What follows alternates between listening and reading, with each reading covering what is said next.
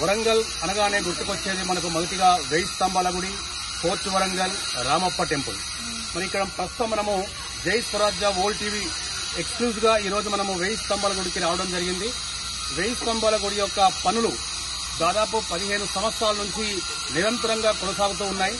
కొంత అలసత్వం కూడా ఉండడం వల్ల ఈ పనులు అనేవి పూర్తి స్థాయిలో లేట్ అయింది. 15 సంవత్సరాల కాడ నుంచి పనులు అలాగే కొనసాగుతూ ఉన్నాయి. లక్కుగా నిన్నగాక మొన్న కేంద్ర మంత్రి కిషన్ రెడ్డి గారు వరంగల్ పర్యటన భాగంగా 1000 స్తంభాల గుడికి వచ్చినప్పుడు అభివృద్ది పనులు పూర్తిగా వేగవంతం చేయాలని చెప్పడం, మరియు అతి త్వరలోనే వరంగల్ 1000 స్తంభాల గుడి పూర్వ వైభవాన్ని మీరు చూడబోతున్నారని చెప్పడం.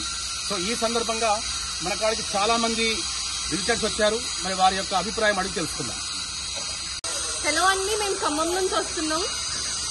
వరంగల్ అంటే సార్ చెప్పినట్టు 1000 స్తంభాల గుడి, భద్రకాళి టెంపుల్ ఇవే గుర్తొస్తాయి.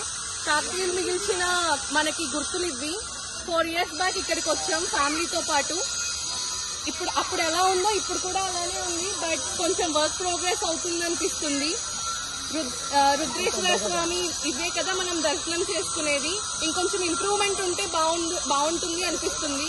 ఎందుకంటే మనకి తెలంగాణలో టూరిస్ట్ స్పాట్స్ ఇవే కదా, ఇవి ఇంప్రూవ్ చేసుకుంటే తెలంగాణలో టూరిజం కూడా ఇంప్రూవ్ అవుతుందని కోరుకుంటున్నాం.